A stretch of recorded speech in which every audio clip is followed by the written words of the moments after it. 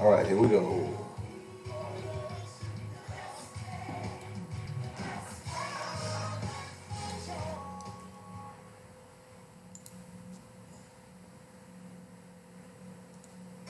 got it. Orthodox answer to your aggravation. Joy Network.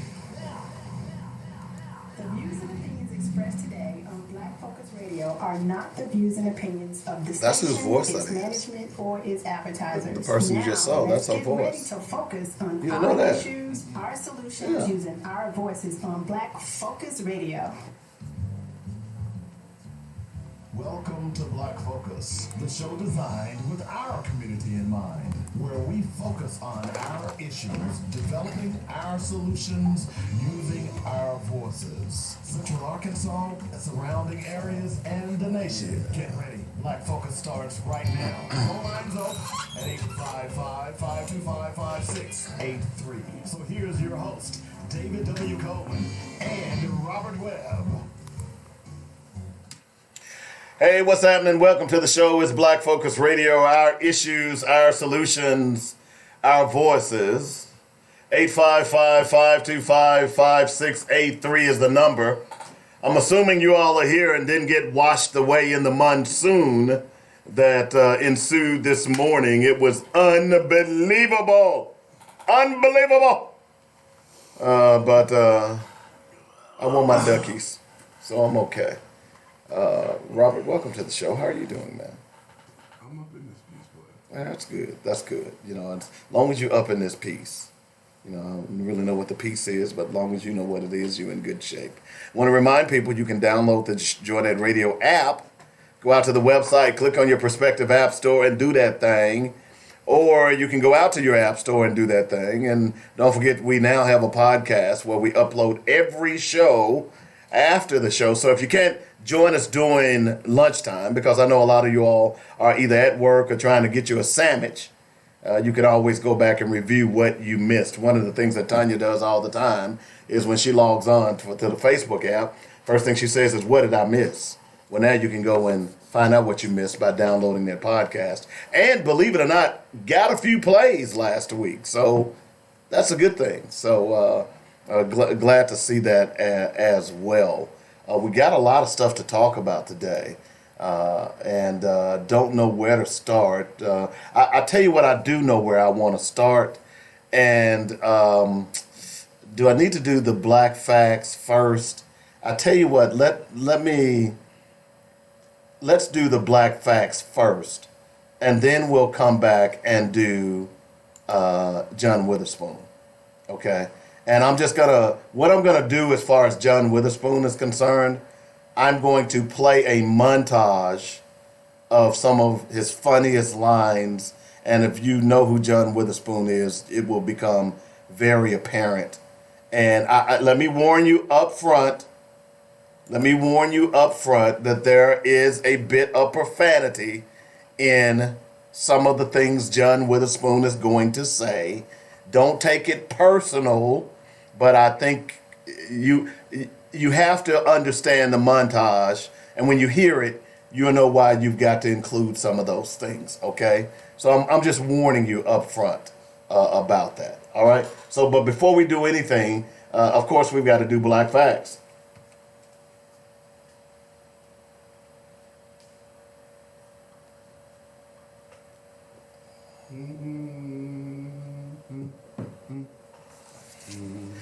Now, if you're not familiar with the Equal Justice Initiative, then you are missing out on someone who is doing fantastic work as it relates to highlighting some of the atrocities in history of our people through the lynchings, as well as just highlighting how things came to be.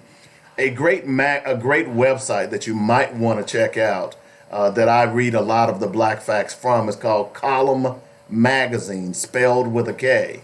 And just in case you don't know how to spell column, no offense, but you never know these days. Send some of these names. Anyway, KOLUMN magazine.com. This particular Black Fact is about the birth of the student nonviolent Coordinating Committee, known as SNCC. On April 15th, 1960, black college students guided by civil rights activist Ella Baker formed the Student Nonviolent Coordinating Committee at Shaw University in North Carolina. Inspired by the sit-ins that college students waged throughout the South in February 1960, Ella Baker organized a conference at Shaw University to bring these young activists together. Members of the new student organization, known as SNCC, dedicated themselves to challenging segregation by following the nonviolent direct action practices of Reverend John Lawson and Reverend Dr. Martin Luther King Jr. Some of SNCC's most well-known members include Diane Nash, John Lewis, Julian Bond, Marion Barry, Stokely Carmichael, later known as Kwame Ture, Bernard Lafayette, and James Bevel. Through nonviolent demonstrations and grassroots organizing, SNCC furthered the goals of the civil rights movement by empowering the organizing young people to challenge injustice on their own terms. Instead of acting as youth division of the civil rights organizations, SNCC maintained independence as a group and created their own strategies to further the struggle for freedom. SNCC became a powerful organizing force by coordinating continued sit-ins to desegregate lunch counters throughout the South and organizing voter registration efforts in their local communities. In 1961, SNCC joined the Congress of Racial Equality to launch freedom rides, interracial busing riding campaigns designed to test compliance with a 1960 Supreme Court ruling that outlawed segregation in interstate travel facilities. Many southern states had nonetheless retained their segregated bus terminals, and restaurants, and the Freedom Riders challenged them at each stop along their journey, facing violence, threats, and arrest. The activists continued the rides anyway, gaining national attention for their perseverance in spite of danger and brutality. Horace Julian Bond was an American social activist and leader of the civil rights movement, political professor and writer. While at Morehouse College in Atlanta during the early 1960s, he helped to establish the Student Nonviolent Coordinating Committee. In 1971, he helped found the Southern Poverty Law Center in Montgomery, Alabama, and served as its first president for nearly a decade. Bond was elected to 4 terms in the Georgia House of Representatives, and he was chairman of the National NAACP. So that's our Black Fact for today.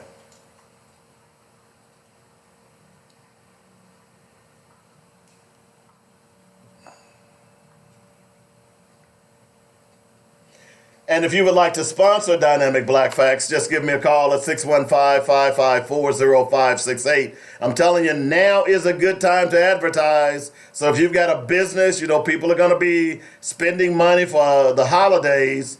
You got a business, you got Thanksgiving headed this way, you got Christmas, and you've got Kwanzaa. Hey, this is a great time to spend some money with a black business. That's the only way we're going to get out of this mess.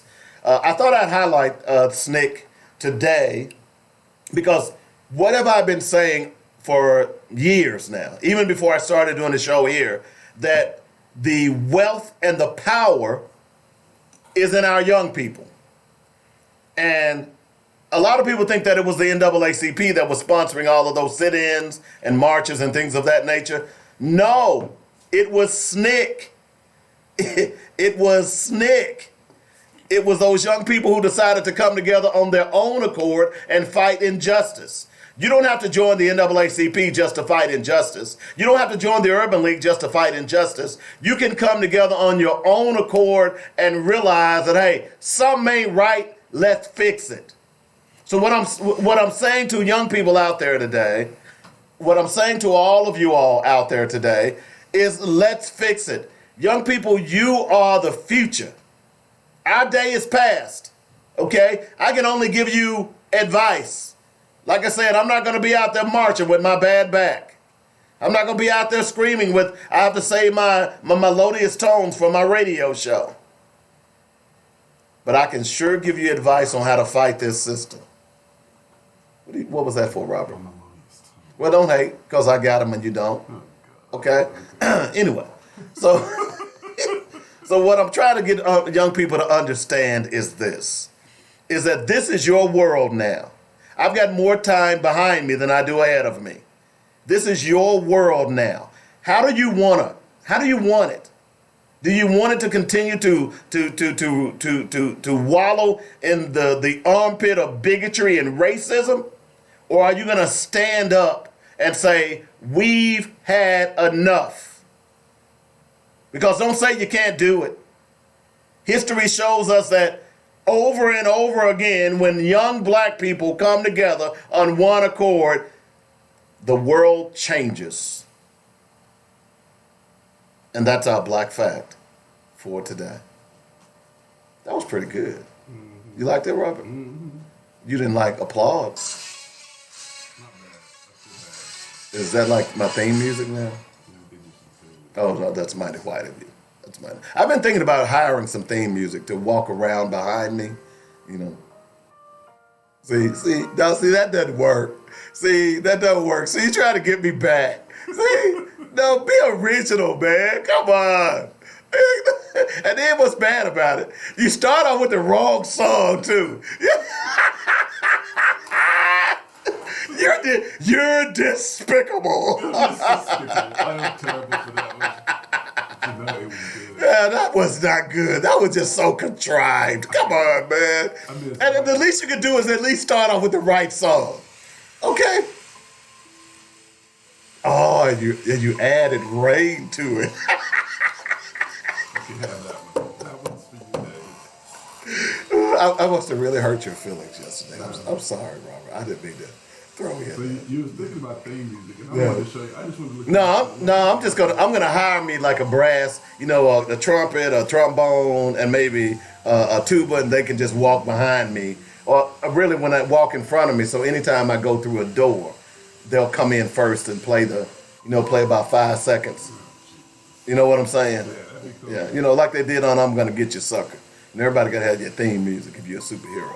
So, can we kill that now? Because I'm getting ready to play some John Witherspoon. Okay. And those of you who don't know, you're probably living in a hole right now.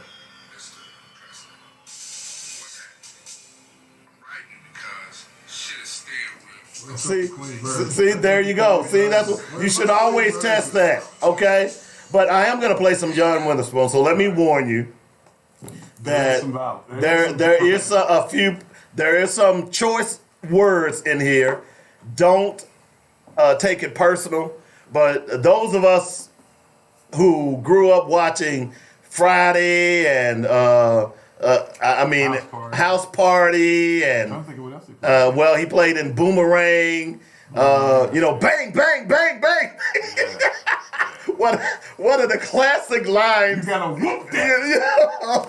All of that, and certainly with Witherspoon passing away over the weekend. And I'm gonna and I'll read a little bit of what his son said, which I thought was really, really touching. But yeah, he passed away. So I'm gonna play a little bit of that, and I'm hoping I can find what his son said. Oh yeah, there it is. So let me go ahead and play a little bit of this John Witherspoon. I hope you enjoy it, and I hope you'll take it for what it is. The laughter, and when you realize the comedic genius that he was, well, let me just play it, okay? All right, here we go.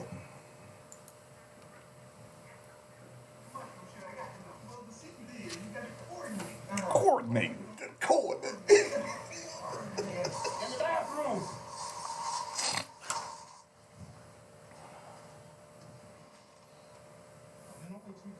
Boy, bring your ass off of here. What you talking to me like that? I smelled your shit 22 years, and you can smell mine in 5 minutes.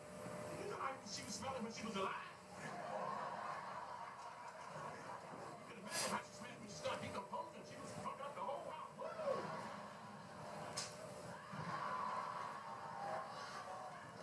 She was talking about my mother. Oh, I ain't talking about your mama.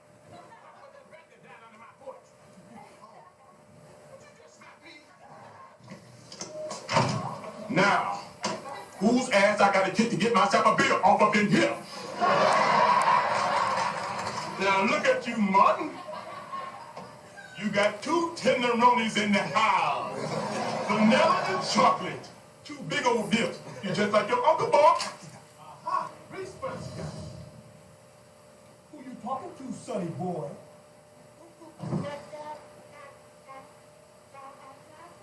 Don't give me that old goo-goo gaga crap. Hand me that damn phone. What the hell you want, boy? Damn! Charles, can you get that one, please? What you gonna do? Number one, number two. You gonna drop no stinking low tip.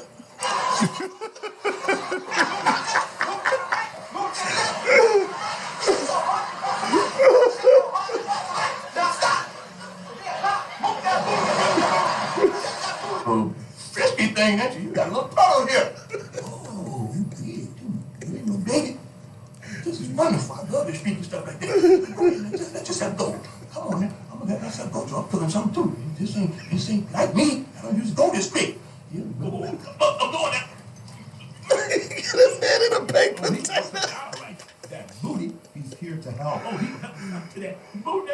Under control. He's gonna. Control that booty. Got it. I wasn't gonna say that. He's gonna be under that booty.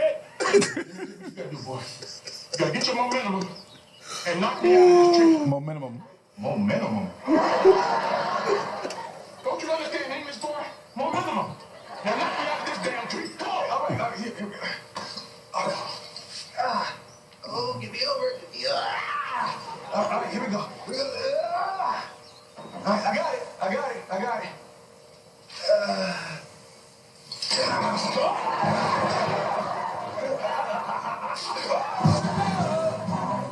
Oh, bang, bang, bang. You better run, cover your street. Bang, bang, bang. It's gonna be you and me again.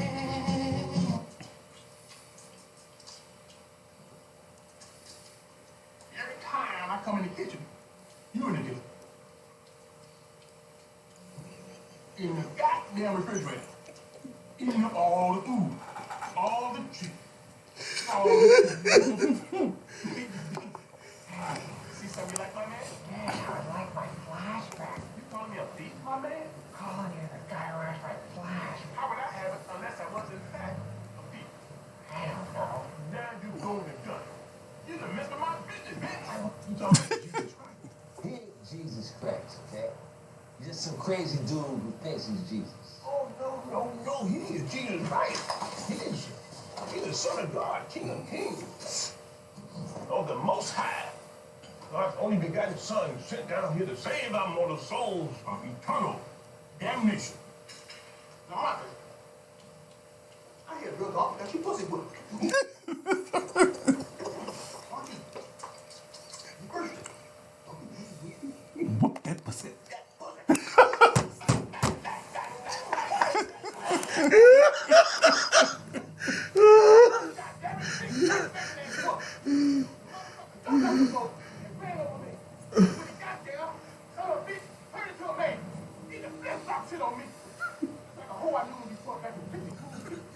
You kids today are nothing but punks. Sensified. So quick to pick up a gun. You scared to take an ass with it. This is what makes you a man. When I was growing up, this was all the protection we needed. You win some, You lose some, but you live to fight another day. hey, Yeah. Love that right there. Love you, Pops. That's the late, great John Witherspoon. My man. And again, I apologize for some of the off-color You language. ain't got to and apologize. some- Just John Witherspoon, man. But I just thought if we're gonna play it, let's play it in the way it ought to be heard. And I mean, I laughed so much with this guy in various roles. Seeing him live on stage was just one of the greats, and he's certainly gonna be missed. And it's just even though I laughed, I am a little sad about it as well. But man, I'm gonna tell you, if you didn't chuckle, and I know every one of you, just like I did, you when you heard him, you saw every one of those movies. You saw every one of them. You know exactly the scene. You know, and I have to admit, the boomerang when about the coordinating and when they went into the bathroom, him and his woman, and you knew it was just crazy. That was one. You're talking about a great movie. If you've never seen Boomerang, and I imagine some of you young people, just do yourself a favor and go back and look at Boomerang. Some of the greats that were in that. You had John Witherspoon, you had Eddie Murphy, you had Martin Lawrence, you had David Allen Greer, Halle Berry was in that movie. Just a great, great movie and a great comedy as well. Here's what J.D. Witherspoon said, his son. So Dad died today, and honestly, I'm not sure how I feel. I'm sad, but I'm also happy for all the great times we had together. We'd roast each other like homies more than father and son. And I really loved that about us. In all the seriousness, I work as hard as I do thanks to seeing him grind for literally 77 years of his life. And I'm so damn proud to be his son. If I have even half the career and impact he has had on people, I'll be very happy. His legacy will live on through me, my family, my friends, and everyone else who was touched by him here on earth. He was my best friend. He was my hero. I love you, Dad. I miss you, JD. Boom. Wow. That was tough. You know, so again, hats off to the great John Witherspoon. You're going to be missed, dude. I mean, there are a couple out there that you miss. Of course, you know, my all-time favorite is Richard Pryor. But, of course, Bernie Mac, I always think about B. Mac. Just a great, great comedian. And also I will always now think about John Witherspoon, because you guys, talking about side-splitting laughter. I mean, I loved it when he would always be eating and sucking his fingers and, stuff like that. There are so many other movies that just go out and look at his list of comedy appearances that he made. You'll understand the significance of this man on stage, on screen, and in your personal lives. One that they left out was when he was in Fridays, I believe the first one, and he was a dog catcher, and he had eaten, and he was on the freeway in L.A., and he had to go to the bathroom. That's one of the all-time classic scenes to me. But yeah, John Witherspoon is no longer with us if you're just now awakening and hearing this news. And certainly our hearts and prayers go out to he and his family. But, the great thing about great entertainers, they never die. They will always live on, and that's what's great about this. All right, so a couple other news before we get into some other stuff. Someone sent this to me the other day while we were on air, and I couldn't read it the way I should have read it. But apparently, there has been some issues with black gospel performers and white award shows. Have you heard about this, Roberto? Yeah, I read an article about the other day. So Sunday and Monday. let me encapsulate what's going on. Because see, my thing is, I don't think white gospel took off until black gospel artists started participating with them. Now that's another story for another day, but I've been in this radio business a long time. I've watched it evolve. Black gospel artists have been out there doing their thing for decades, okay? Right. It wasn't I would argue the last 10, 12, 15 years that white gospel just figured out that, hey, this is a money-making venture, so let's get involved in it, okay? So apparently, Kirk Franklin received a 2019 award for best artist or something like that. Excuse me for not giving the right title. And he recorded a speech, and he addressed the issue of Tatiana Jefferson in the speech, and which should have been played back, but apparently the TBN and the Dove Awards by the Gospel Music and the Gospel Music Association, I want to make sure I include all of them in this, they decided to cut out his speech about addressing police brutality and Tatiana Jefferson. So apparently this has come to a head because Kirk Franklin has decided that he didn't openly boycott, but apparently that's what's happening. He's going to start boycotting TBN and the Gospel Music Association and the Dove Awards. And they are doing a major backpedal. And the reason they're doing a major backpedal now is because other artists have decided that they're going to join in. Marvin Sapp, that's a pretty big name in the gospel music industry. Rapper Lecrae, Natalie Grant, and a host of other black gospel artists are now beginning to understand their clout. See, they hadn't understood it yet. Okay? So it's about time.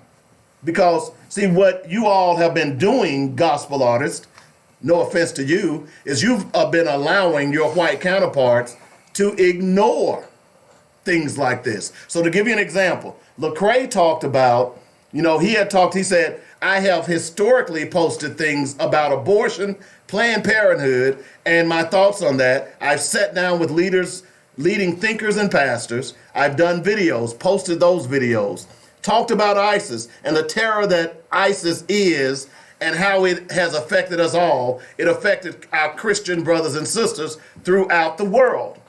In both of those instances, I have received encouragement and people saying, thank you for speaking about this. We appreciate this, specifically from my white brothers and sisters. But yet, when I've spoken out recently about what I see to be authoritative or racial injustice, there is this sentiment of what feels like hostility. So, you know what you all just got? You know what the white gospel industry just told you all, Kirk Franklin and Lecrae and all you other Marvin Sapp and all you other black gospel artists?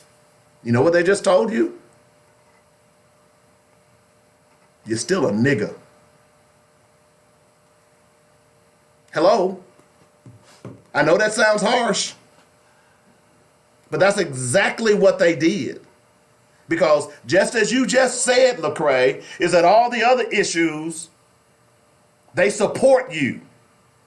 But when it comes to black issues, they don't care. Now, how could that be and you call yourself Christian? I'm just asking the question because you all just got your comeuppance. Now, what you ought to be doing, what you should have been doing a long time ago, is doing your own thing.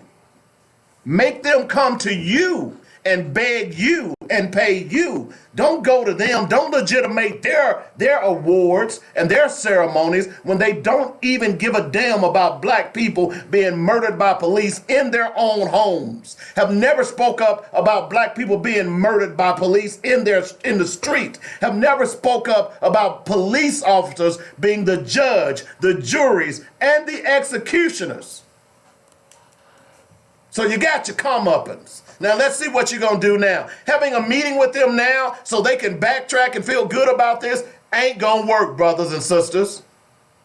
It's time for us to have our own.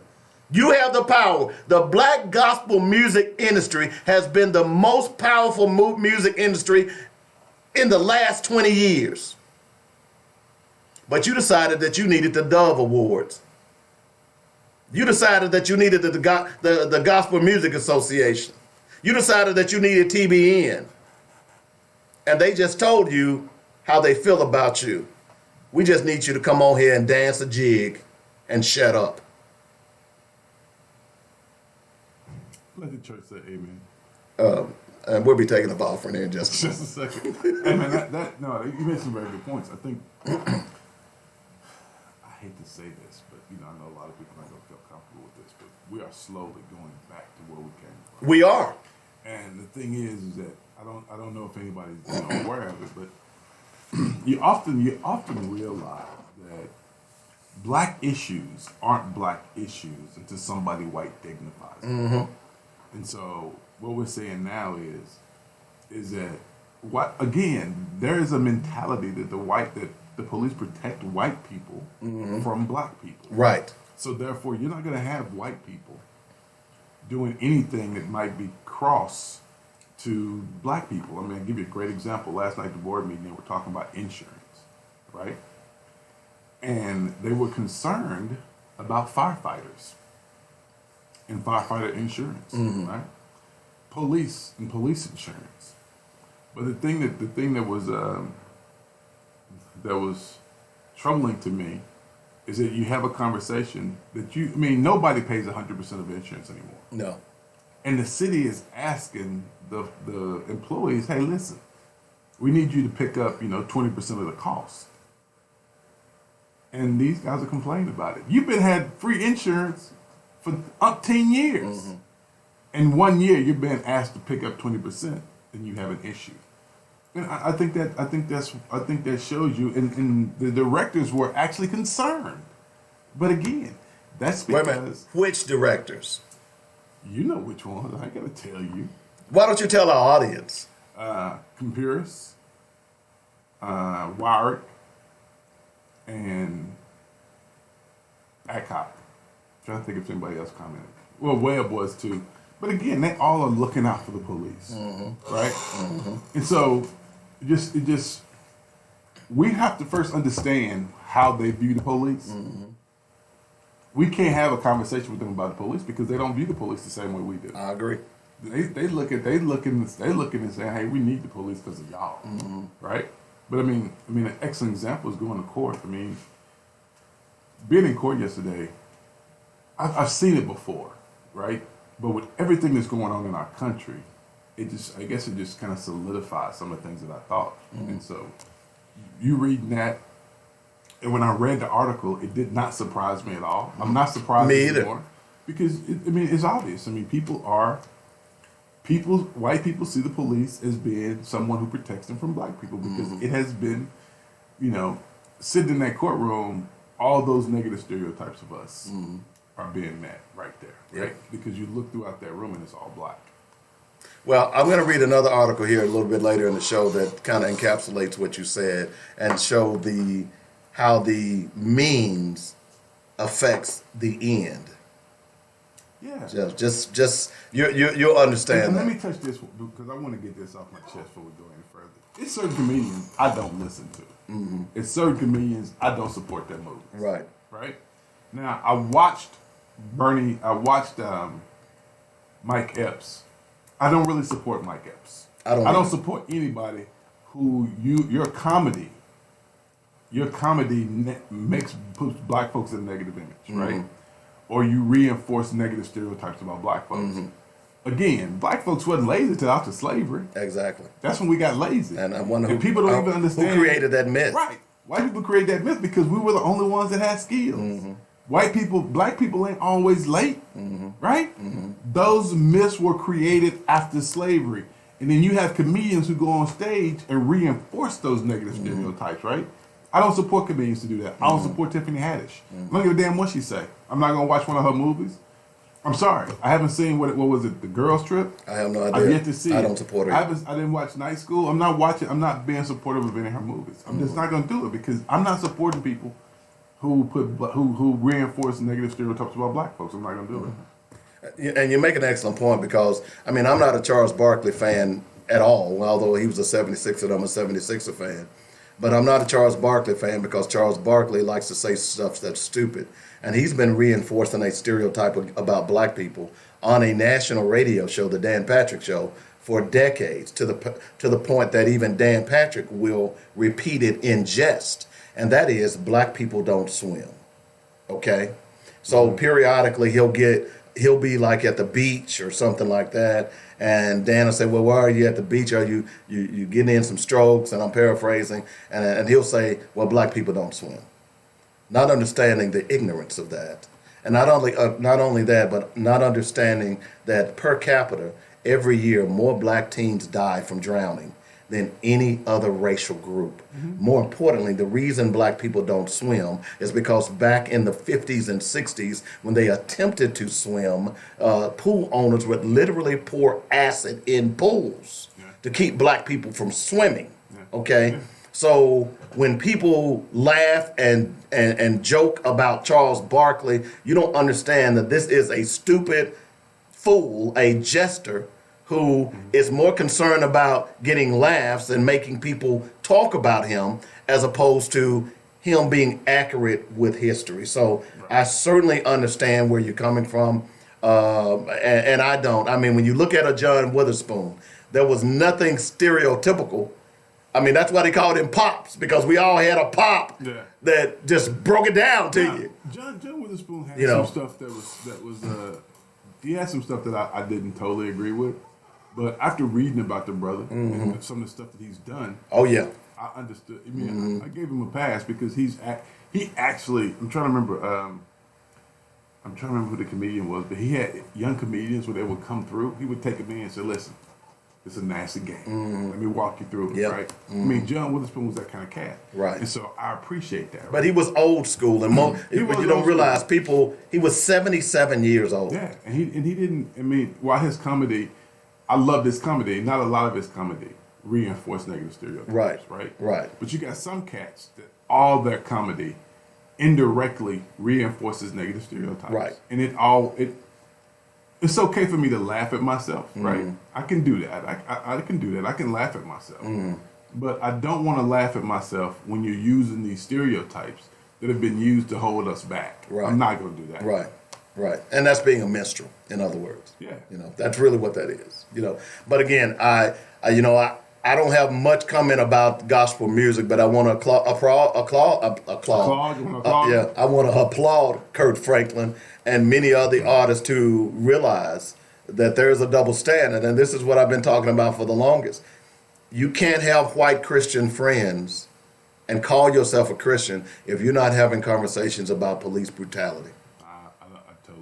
You just can't. That to me, that is incongruent. I totally agree. You see what I'm saying? If there are black churches marching against police brutality, those white churches ought to be right there with them. Now, if you don't think I'm telling the truth, go back and look at some of the pictures from the 60s. You had Jews out there marching with Dr. King. You had Protestants. You had Catholics. You had all ethnic groups marching with Dr. King for justice and equality for black people. Now, where are those people today? I always use the call, where are the John Browns of the world today? Where are the John Browns of the United States today? Because that's what we need, are dynamic white Christian leaders who are saying, I don't care what color they are. I don't care where they came from. I don't care how poor they are.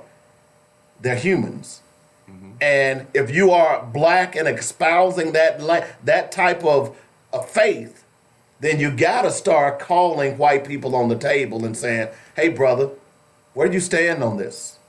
You see? I agree. Where you stand on this. That's why that quote I read yesterday by James Baldwin is so profound. If you can't understand my humanity, then we don't have a conversation. You see what I'm saying? And therein lies the problem of that letter that was published yesterday in whenever it was published in a Democrat about there's no white supremacy. And then he even ends the letter by saying, basically, if it wasn't for white folks, you wouldn't be here. You damn fool. That goes your white privilege, right? You see what I'm saying? it just boggles my mind. So Kirk Franklin, stand up, along with many of your other groups. It's time. Look, in my opinion, I'm at a point now in my life where I think we ought to have our own anyway. Okay? Where are the Black Gospel Awards? They're the Stellar Awards, but they hardly get any play. What would happen if Black gospel artists put all of their resources in the Stellar Awards? What would happen? The police will kill them. You're being facetious, but but that's my point. I remember when the Stellar Awards used to be in Nashville at the Grand Ole Opry. Okay. My daughter actually participated in the Stellar Awards. Okay. In fact, I think I got hit on by Mary one night. I think it was one of them. Did you? I forgot who it was, but they were like, I don't want to, but I'm just saying one of them gospel artists that was from up north. They were from Michigan or Detroit. Yeah. Boy, she came on heavy. It was a good thing I was a good guy. But my point is, and I digress, but, they were in Nashville. I mean, you have enough clout now where you can have your own. You really do. And you don't need the Dove Awards. I think award shows are BS. I do too, but here's the thing. I think the Stellar Awards came about before the Dove Awards.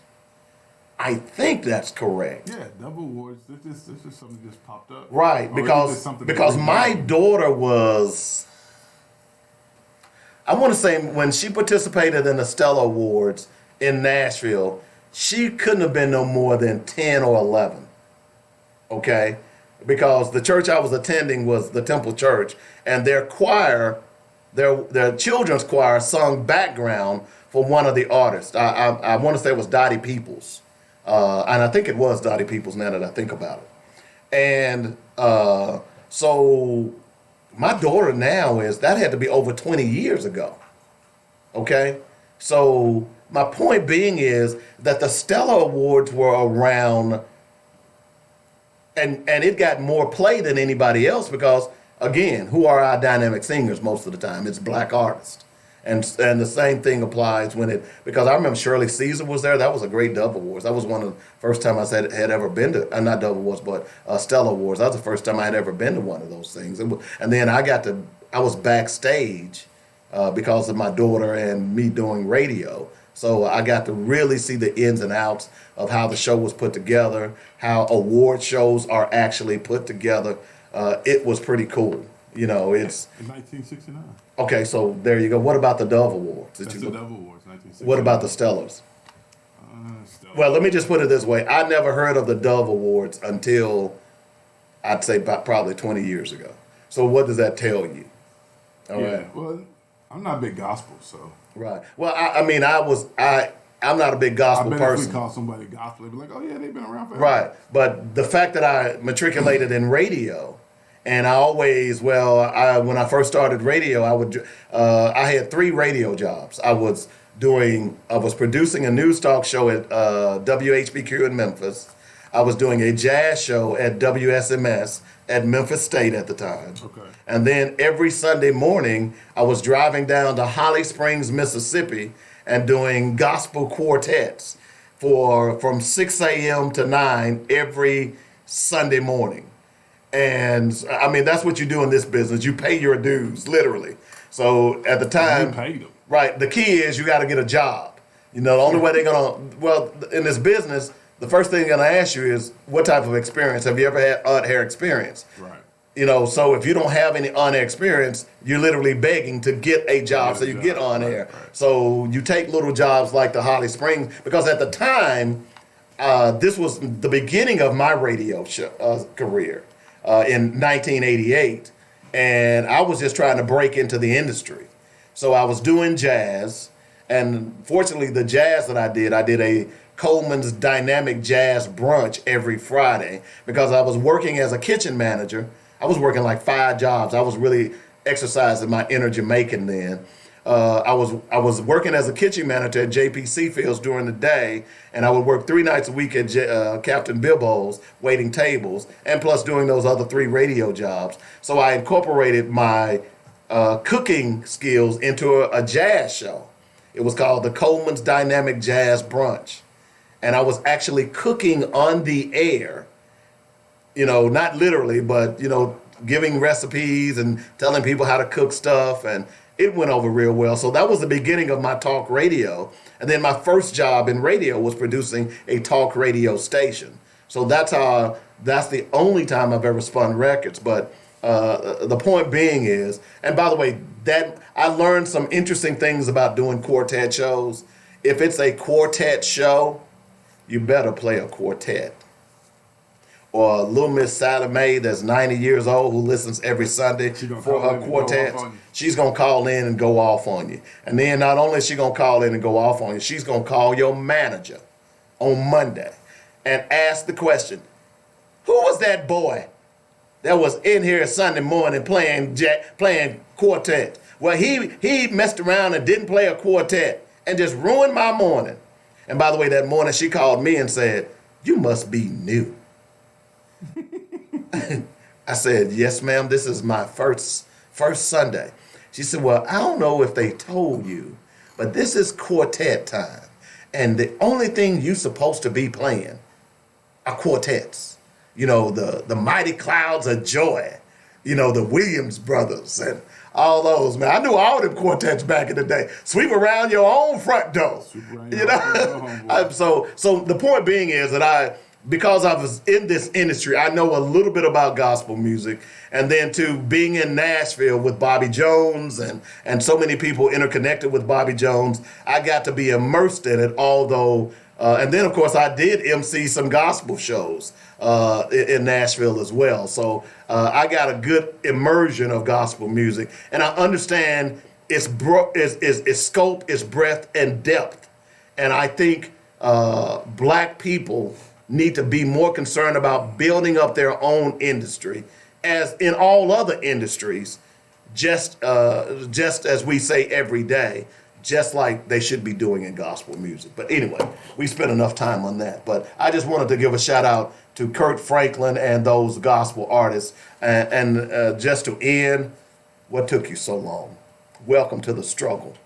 It never ended. Damn. I'm just saying. Another story. I don't know if you saw this story about Leo Lecht. So let me ask you a question. Okay.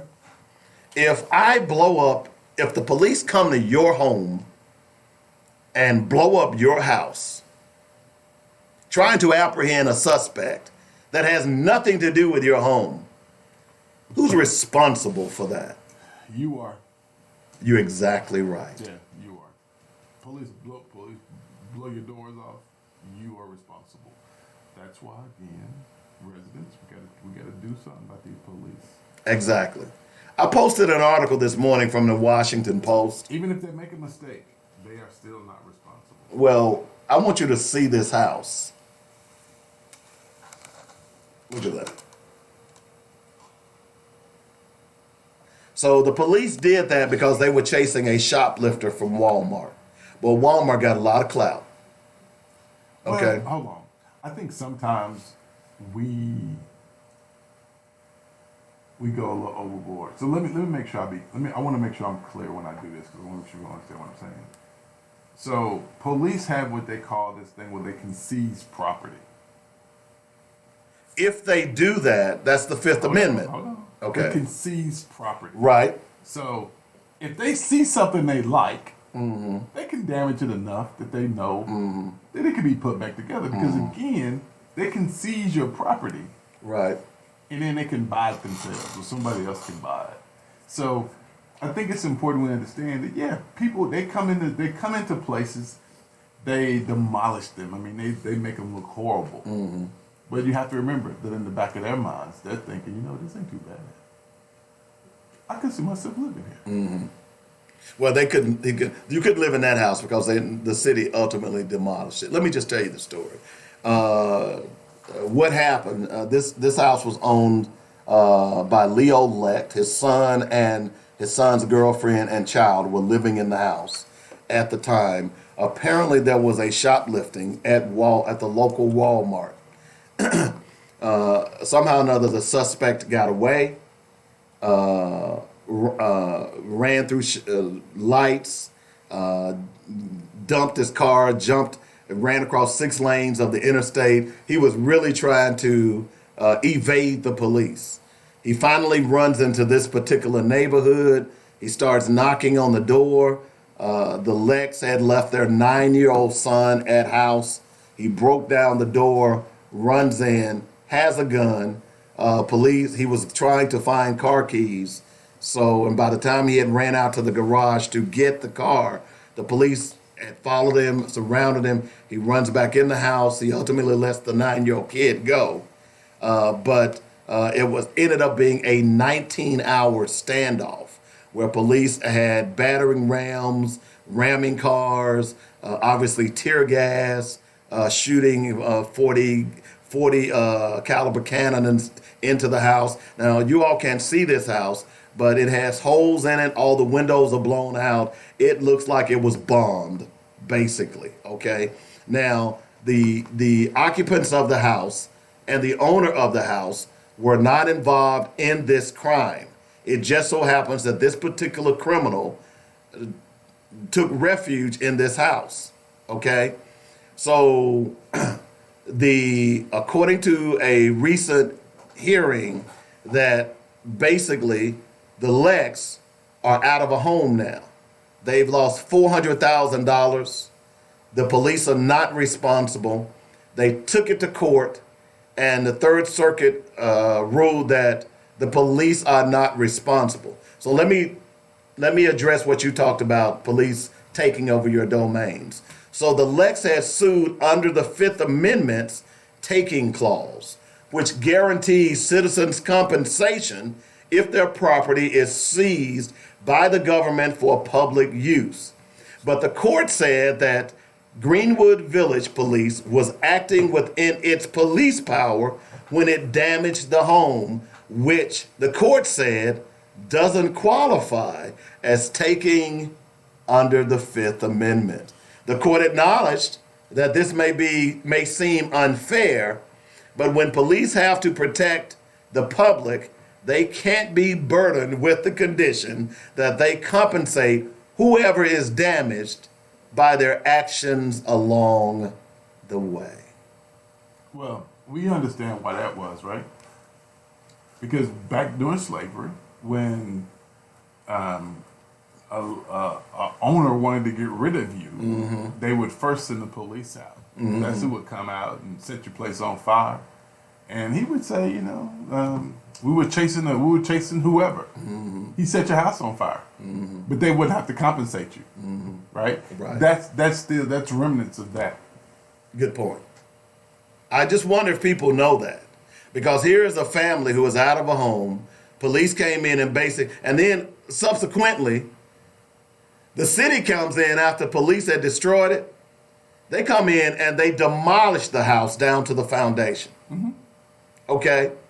Same thing happened back in slavery. I mean, that's just so. My point being is that you have empowered people in your legislature to draw these types of laws against you. That's really what this boils down to, folks. And next hour, we're going to talk about how much money the state of Arkansas was spending on prisons as opposed to education. It's going to shock you. No, it shouldn't. Okay. Well, it won't shock you and me because I already had an idea. But you guys need to pay attention here, because as these teachers battle for the Little Rock School District, you might want to start supporting them.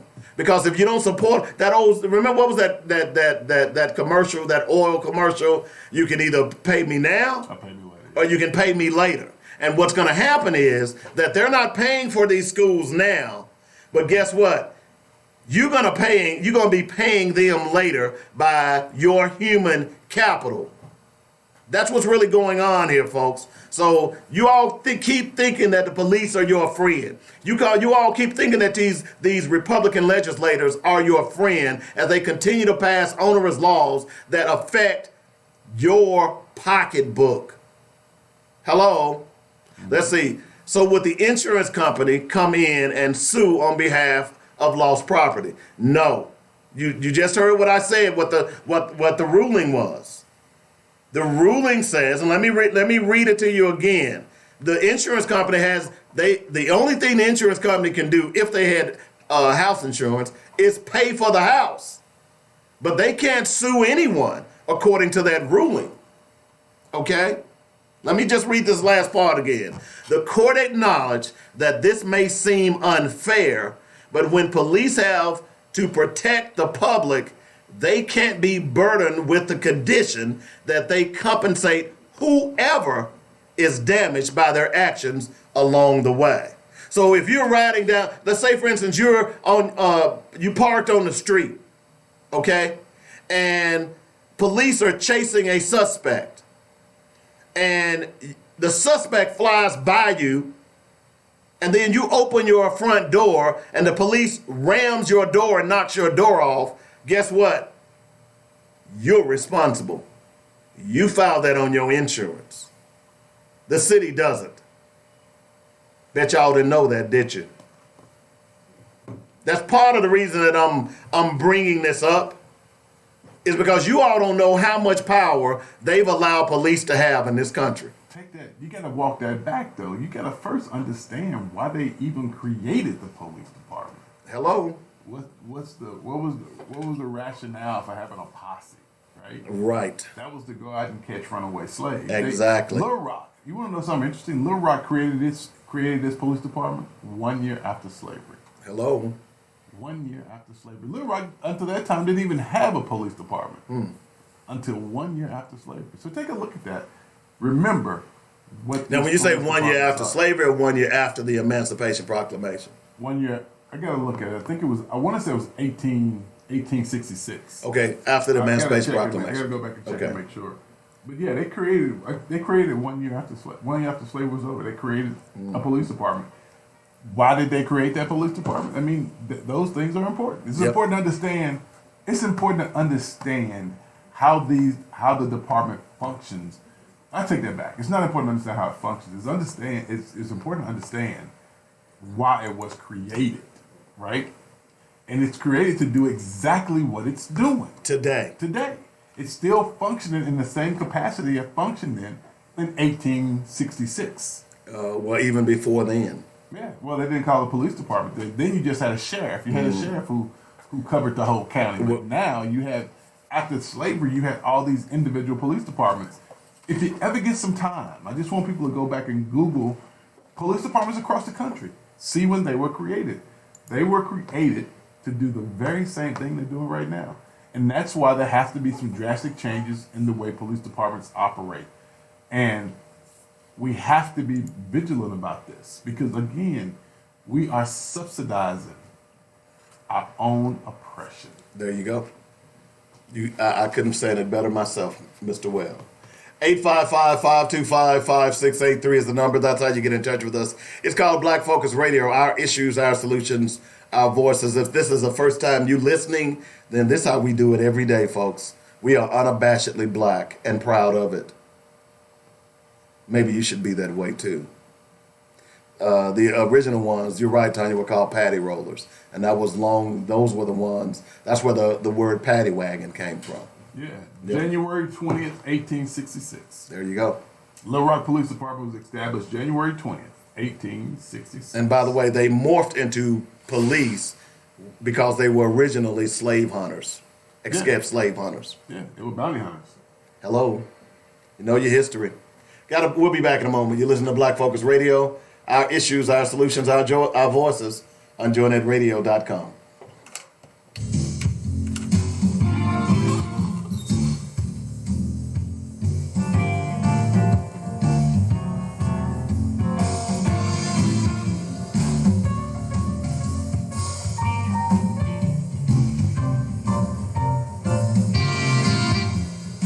Hey folks, are you looking for a place to exchange ideas and talk about the issues that affect our community? Then join me, David W. Coleman, and my co-host, Robert Webb, for Black Focus Radio every Monday through Friday, noon to 2 p.m. on joynetradio.com. We like to say, Tanya said 20 days later. Our solutions. Tanya said 20 days later. That was great. On your favorite platform. Also catch us on YouTube, Twitter, and Facebook. That's Black Focus Radio. Our issues, our solutions, our voices on joynetradio.com.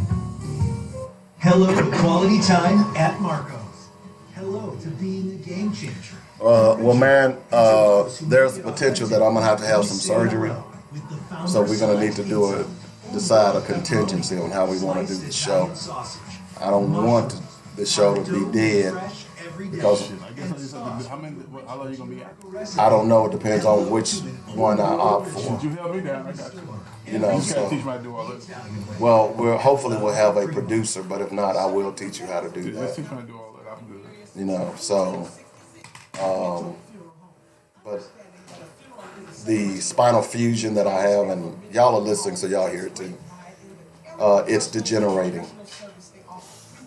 which means that they got to go back and possibly have it redone. And if they do what they did last time, they actually had to go in through and move my esophagus, and I couldn't talk for almost a month. Some of y'all will say, "Well, that's great," but I couldn't talk. I could still run the board, but I was actually down for 6 months. Now, I didn't stay down the whole 6 months. There was no way, but my main job, I was out for 6 months because they paid for it. But I'll be out at least a month, I know, because I won't be able to talk. But I haven't, that's the second option. The first option is really to do injections to see how that works. But either way, ultimately, they're going to have to go out. They're going to have to go in and do that. Because they showed me the MRI, and you can see it. And it's at the top, and it's at the bottom. You know, so it's in two different places. So, Yeah, let me just you know, so I'm telling you now, so like I said, just show it'll probably be after the first. In fact, I know it'll be after the first of the year. Okay. You know. Dallas Cowboy football player, and I'm starting my own radio show with co-host Mike Nichols called Wide Open. We will be talking about youth football and all other sports dealing with the youth. This is one show you will not want to miss. Join me every Wednesday from 7 to 8 p.m. Myself and Mike bring you the latest and greatest news on the youth around Central Arkansas, around the state of Arkansas, right here on JoinNetRadio.com. You got it. An easy Rock's answer to your aggravation. Joy Network. The views and opinions expressed today on Black Focus Radio are not the views and opinions of the station, its management, or its advertisers. Now, let's get ready to focus on our issues, our solutions, using our voices on Black Focus Radio. Welcome to Black Focus. The show No, Tanya, I can't do it in stages. I have to do they have to do the full surgery. Developing our solutions. I'm going to start off with the injections, but ultimately it's going to have to be done. The injections are only it's only a salve. It's not going to fix the problem. And I knew I was having problems. So, and then by the way, this weekend I had to tell y'all I failed, and that probably made it worse. So, all right, welcome back to the show. So I was running my mouth and I forgot Facebook Live was on, so everybody heard what I told Robert in the break. By the way, welcome back to Black Focus Radio. Our issues, our solutions, our voices. 855-525-5683. I was telling people that many of you all know I've been suffering from a back problem for decades. In fact, I broke my neck while playing football back in the early 80s.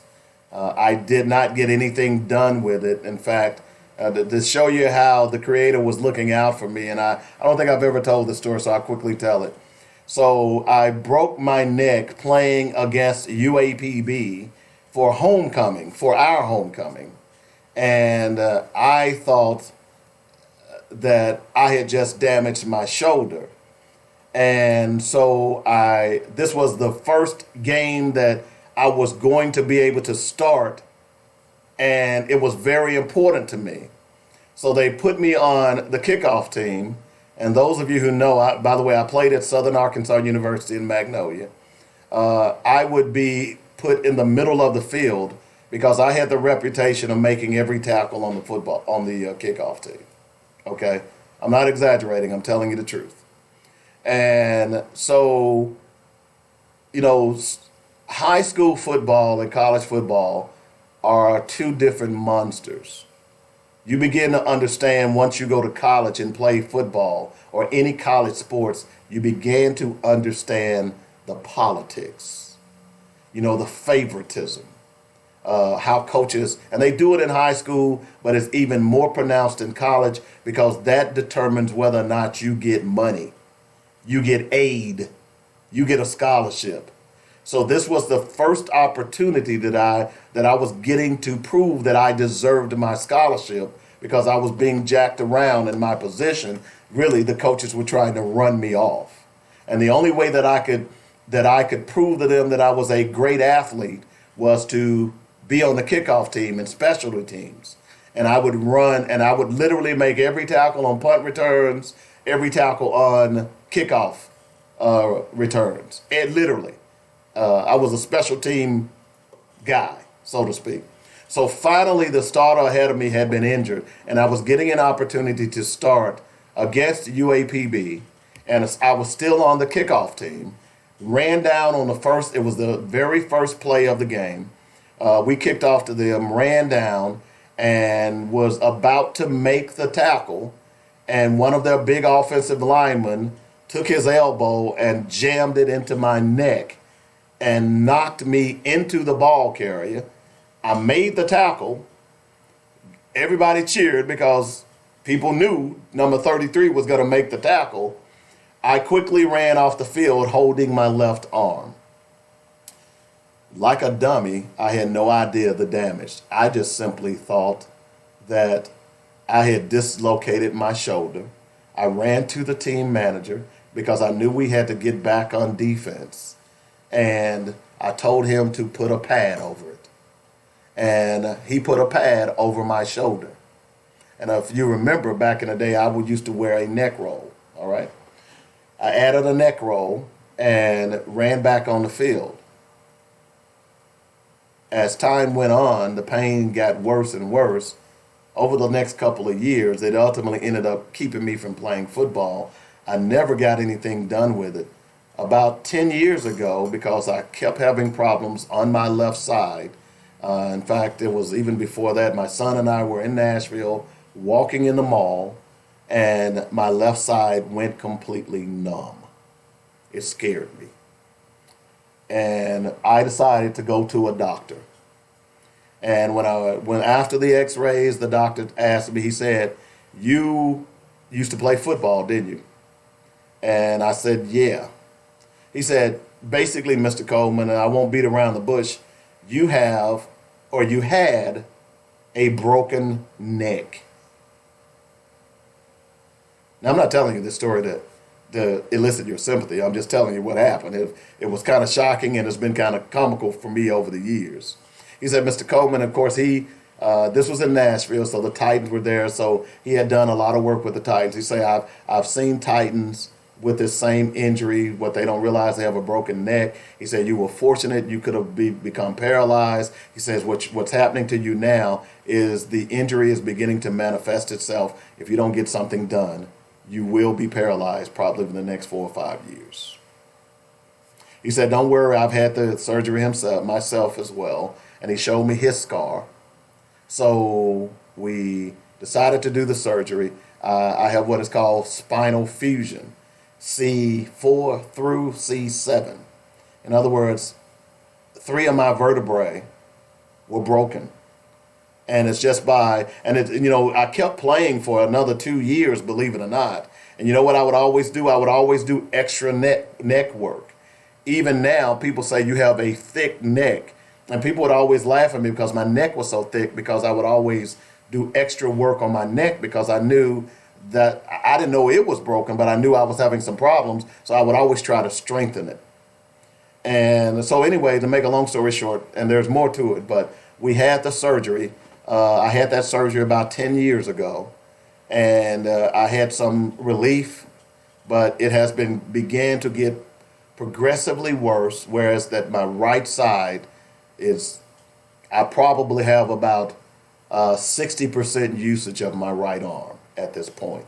And I've been going back and forth to the doctor. They've been giving me injections to ease the pain. Now, certainly, early on, I used to get a lot of hydrocodone and things of that nature for pain, and I wouldn't take them because I was afraid of them, and thank God I didn't. I tell the story where when I first, after the surgery, they would give me 90 pills every month of hydrocodone, oxycodone, okay? I basically would throw them away. So I've been dealing with pain. I tell people every day, please don't ever touch my back. If you see me, don't come and pat me on the back. And I tell people every day that, then you'll go to the doctor and ask you, well, what's your pain level? Give it from 1 to 10. I'm always at a 4 every day. So a week ago, I went and took an MRI because it keeps getting progressively worse. This past weekend, I went on a camping trip, and what I didn't tell you all is that I fell. I was going down to the dock, and there were some stairs. It was early Saturday morning, and the dock was slick because it had been raining, and I had been up and down the dock already 3 times that morning. For some reason, I lost my footing, and my feet went up in the air, and I fell directly on my back, hit my head. Could have been the only reason I probably wasn't knocked out. I still have a knot on the back of my head. Is because I had my hood on and a hat, and it kind of shielded the back of my head. So, but fortunately, I had already had the MRI.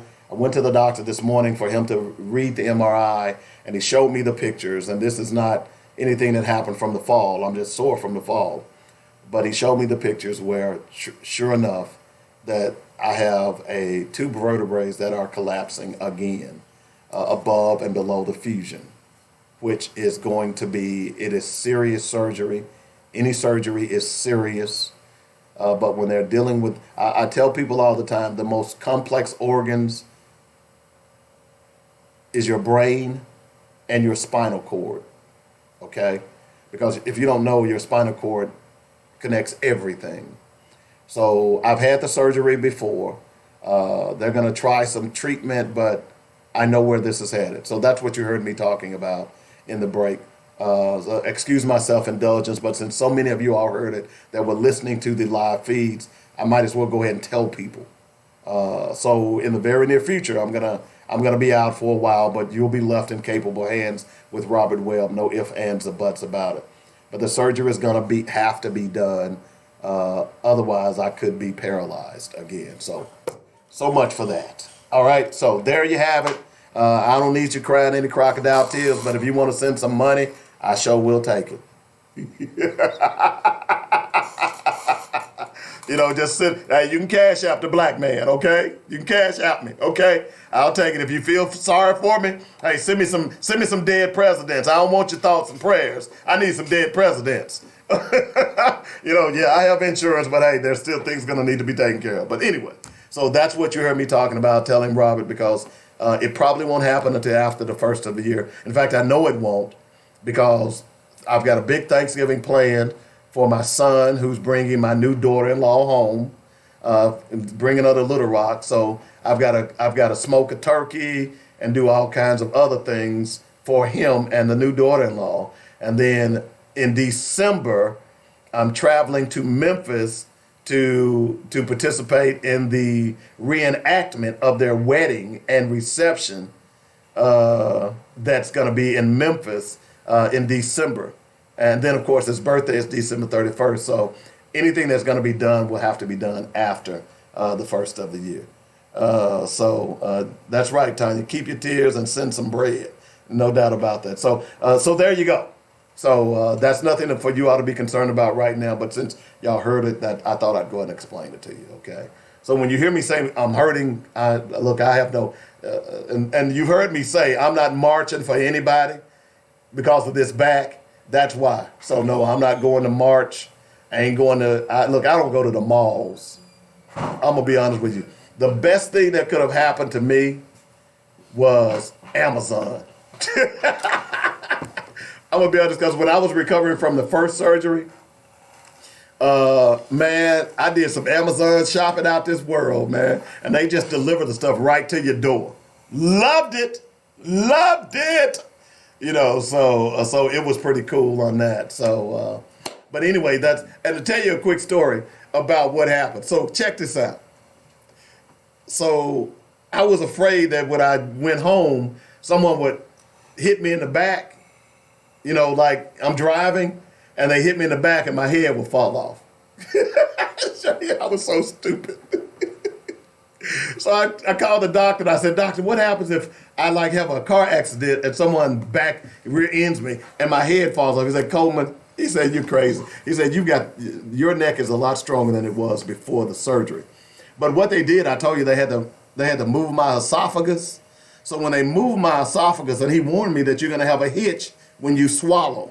So at one point for about 6 months, I had to turn my head to the side in order to swallow food because it would get caught in the hitch.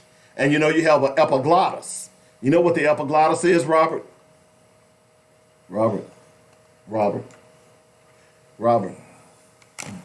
not here. Do you know what the epiglottis is?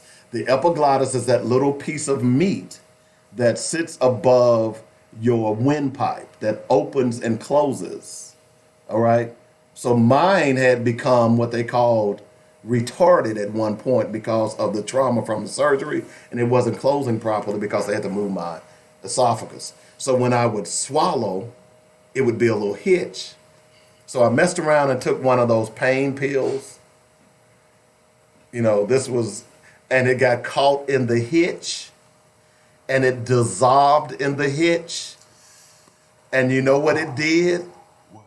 It numbed my entire throat. It numbed your hitch. So the point I'm making is that I couldn't, if I would have drank some water, I could have drowned myself because my epiglottis wasn't opening and closing. I know y'all wanted to hear that. Yes. Thanks for sharing that. We're a family show. I just wanted y'all to know. Thanks for sharing that. I've always wanted to know how your epiglottis works. And I always wanted to be able to use epiglottis on the show, and there it is. I worked it in. Damn, I'm good. At least you think so. That's all that matters, babe. If you don't think you're good, nobody else will. That's all I'm saying. 855-525-5683 is the number. There was an MOU draft for the Little Rock School District future, and it suggests indefinite state control. I'm not going to read the article. You should have seen this coming. Do you actually think that these people want to give your school district back to you? No. Say it again. What was the MOU now? It's a draft by the Little Rock School District that it suggests indefinite state control on the update. Okay. All right. So you can go out and read it. I posted that on my wall as well. The only way, by the way, there was supposed to be a sick out today by students. Have you heard? Can you quickly look and see if, or anyone that's listening, did the sick out happen for the students today? It says Central has 1,038 marked absent. Hall Wow. has 423. Wow. No. Parkview has 361. McClellan has 256. Fair has 154. So Central has 1,000. 1,038. But that's not. I know that's not all for the sick out. Yeah, that's not. Well, But- no. That's not a significant. I mean, these numbers are okay. Don't get me wrong. These numbers are okay, but yeah. Here comes Mr. Wet Blanket. No, I'm saying that these numbers are okay, but they're not. What I would. Well, there's 17,000 students At where? in the Little Rock School District. No, 23,000. 23,000. But Okay. you gotta remember, you only got what? I would say the 23,000. You got what? 6,000, 8,000 high school students. Right. So you're looking at what is that? Let's rough estimate 8,000. About 8,000. You had over 2,000 to, based on those numbers you just gave out. That's close to 2,000 students. Central had over 1,000 themselves. Over 1,000 what? Then you just Yeah, say, but Central's the biggest school. Of course, they're gonna have. well, 1,000. I know, but then when you combine the 400 from Hall, you had close to 1,500 to 2,000 students based Well, on. you got 9. So you got about 1,100. You have more than that. No, you don't. You got Read those. 1,038, 423, 361. So the 1,038 is the total. No, 1,038 from Central. Okay. Oh, I forgot about. I didn't do fair. 1,038 from Central, 423 from home. So that's 1,400 right there. Oh my bad. You're right. Yeah, 14.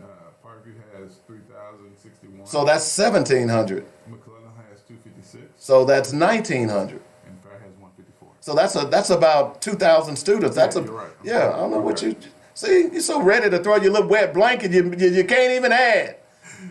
So you're talking about what you say approximately 8,000 high school students, and 2,000 didn't show up.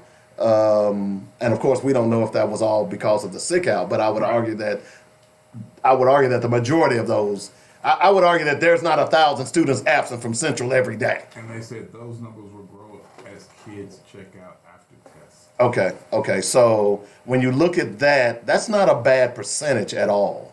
Okay, because if you're talking about that's over what? That's close to 25%. If I'm doing my math right. So that's close to 25%. If you're saying there's 8,000 students, you had 2,000 not to. Yeah, that's about 25%. That's not a bad one. Now, if it would have been like 100, that's another story. But that significant amount, I think that's a good job. Now, obviously, it needs to be more. So Russ is saying they say 25%, but sources at the district say half. So Say half what? right. Inside, are you saying half of the students, Russ? So, and he's saying inside sources. He's saying over half of the high school students. So if that's the case, that's close to 4,000 kids. That's not bad. That's not bad at all. So, and of course, Little Rock Central leading the way. Of course, we're always going to lead the way home. You know, that's Hell right. to the old go. Hell to the black. None that you like. We love no other. We love no other. Let our motto be Victory. Little Rock Central. high. Hell yeah. Woo! Love that. Anyway, so but good for them, and hats off to the people who organized it. It would have been great. I don't know if they did, but it would have been great had you all marched on the Capitol as well. By the way, have you seen? Are you criticizing? No, not at all. Not at all. Have you seen Dolomite? By the way, I have seen Dolomite. Put your weight on it. what'd you think about it? I love it. Now, I saw it over the weekend. Well, no, I saw it last weekend, and I thought it was pretty funny. Mm-hmm. I thought Eddie Murphy did a fantastic job. Yeah. A lot I of like Dolomite even more now than I did before. Well, Dolomite, when we were coming up, was it was fascinating. Let's just put it that way. Of course, shine, you stroke so fine, you miss one stroke, is mine. Mm-hmm. Captain, have you heard? We have struck an iceberg. So Rudy Ray Moore, obviously, He was the man. Fort Smith, Arkansas native, and went around. A lot of people don't understand that went around for a long time. He was one of the beginning people who sold his music out of the trunk of his car because people didn't want to. First one, yeah. They didn't want to. They thought he was too raunchy. Yeah, I thought he was too raw for teeth. Exactly. So, hats off to Rudy Ray Moore and Eddie Murphy, and coming back to the scene as it relates to. Well, I actually love what Eddie Murphy did. I loved it for two reasons. I was really glad Mike Epps had a very minor role, but I loved it for two reasons. One is because I believe people who do things like that, we should know their story. Right. Right. I agree. And what I love the most about Dolomite was it was like you couldn't tell the man no, right? The man was going to find a way to get it done. You know what I mean? Mm-hmm. And that's what I loved about the movie because it showed that he had this determination to be successful. Right, and he was going to do it his way He was going too. to do it his way, but he was not going to let anybody tell him that he couldn't. And I really had a great appreciation for that.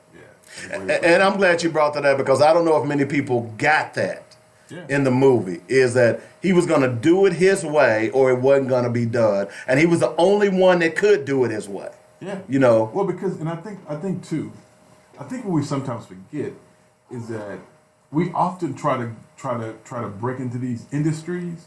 We try to break in the traditional way, right?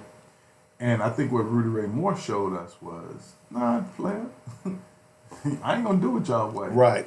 When y'all come to me, I'm gonna dictate what the terms are. You with me? And so usually what happens now is that these cats get pulled into these these different groups, and then people are dictating the terms of it. And that's why I love this piece I read about Master P. That they went to Master P and said, "Hey, we want to do a deal with you, right?" Master P said, "Well, I don't mind doing a deal with you, but listen, I don't need your infrastructure. I already have my infrastructure." So he was the only one that had a distribution deal where it was 80-20. He got 80% of the profit, and the record company got 20%. That's important. And he's still living off of that money right now. Yeah. Well, think about it. He's one of the few. Right. But I mean, it's a great story, and I think Master P speaks to us. I don't know how many times I got to say this. It's very important that we know the industries that we are working in, or that we want to work in, right? Because if we don't know these industries, then it's easy for us to get screwed. Well, and I'm glad you brought that up, because I was going to use rappers as the opposite. And that being is getting into the rap culture, and a lot of this gangster rap and this misogyny and all the stuff, the negative rap that came about was not really the artist's the initial intent. It was the record executives who were telling them, we need you to be harder. We need more bitches and hoes. We need the N-word in there. We need all of this in to really make it a hard song if you want to get paid, you see. And the fact that we didn't have people in the industry that was pushing and saying, no, that's going to affect us negatively as opposed to making money. That's the difference in the two. So I'm I'll say this. In 96, when Tupac died, I saw the industry take a change. Because you got to think about it, before then, you didn't have what you have now. These guys were telling stories, right? They were telling stories about where they grew up, about people they knew in their communities, right? Well, in 96, that changed. Right. These guys didn't want to just tell stories. They wanted to make like they were doing these things. Right. You with me? And so even NWA, when people got upset with NWA, they never said they always said that, hey, we're not gangsters, right? We rap about what's happening in our community. And I think what happened, or what has happened, is that these guys have become studio gangsters. And it's, I mean, a perfect example of that is the guy who stole Rick Ross's name. Right. I mean, it's a great example. This guy steals Rick Ross's name. Rick Ross has to go to court and try to sue him. And this guy was a security. He worked in a prison, right? But now he's telling about how much dope he sold and how much private planes and Moet he drinks. And I just think that's BS. And so now for me, it's hard for me to even listen to rap. I don't listen to anything that wasn't recorded by somebody who was in the game before 1992. Now I must say this: I really like T.I. I think T.I. gives some really strong, powerful messages. Now I like Common. Well, everybody evolves, Dave. Yeah. It's a sad wind that don't change. My grandmother used to always say, it's a sad wind that don't ever change. But T.I.'s come on. I listen to Lil T.I. I like Common. I like, what's his name? Chance the Rapper. I like Chance. I like positive rap. And I also like gangster rap. I'm not going to lie. But I like gangster rap that tells a story that gives you some insight into something. I don't like gangster rap just talking about killing and shooting people. That does nothing for me. Yeah, but part of that, you talked about that 96 transition. Part of that was record executives too, saying, hey, we want to go another route. But I can't blame a record executive. Well, I have to blame the brother who's trying to get on. I agree. I agree. I know for a fact there's nothing you can ask me to do, even if I was 23. You can't ask me to do something that I don't feel comfortable doing. Yeah, but you know what, Robert? I understand what you're saying, but there's a difference. The call that call for celebridom. In other words, for you wanting to be famous, you wanting your name out there for people to know you, it will make you do some of the strangest things And then you'll look back on it and say, why the hell I do that? Because you want it to be famous. And you'll fall for anything that they'll tell you just to be famous. And that's part of our society. I think about Pac-Man Jones, who played for the Titans. Pac-Man Jones was an incorrigible individual while playing for the Titans. So much so that he ended up getting a man paralyzed in Las Vegas indirectly, and was sued and lost that suit. But I've seen stories of Pac-Man Jones of today who say, I don't know why the hell I was doing that stuff. And a lot of it had to do with, in fact, he doesn't even go by Pac-Man Jones anymore. He goes by Adam Jones. Right. Okay? But he was doing that stuff to create an image. And sometimes, whatever field that it is, we can get drunk on the camera and not understand the implications that will follow later on down the path. So I don't disagree. You know, so I think we're agreeing on the same thing. You know, I think. By the way, Anika Whitfield is streaming live. This looks like the governor's office, and there is a whole, yeah, it is the governor's office. Students are outside the office, inside the office, and so that's currently what's going on right now. So hang in there. By the way, I wanted to bring this up too. Russ, is this real? So Russ has posted a flyer that was distributed at the Little Rock District Court building that says the following articles are prohibited in the Little Rock District Court building. The first item on the list is Russ Raycop and a camera. They can't do that. I know they can't. Now it goes on to list illegal narcotics, alcohol, pepper spray, electronic shock devices, guns, bullets, scissors, letter openers, knives, pocket knives, martial arts equipment, ice picks, scissors, razor blades, box cutters, tools of any kind, needles, metal picks, cutting blades of any type, metal utensils, chains, manicure set, knives, any other item deemed to be unacceptable or a security threat to this building or its occupants will not be allowed. I just find that interesting. Russ said it was sent to him via email. They can't do this. This is illegal. And you certainly can't single out one person. So are they saying that you can't observe the proceedings at the Little Rock District Court? I got black privilege, though. Interesting. Yeah, well, it was interesting. Me and Russ were both down there yesterday. Very interesting. But these people in Little Rock. So here's the bottom line. If you are afraid of being recorded, that usually suggests to me that you're doing something wrong. I'm just saying. By the way, I'm getting a lot of hits on this meme that I posted. White supremacists use the Bible to justify their racism. But here's the thing. There are no white people in the Bible.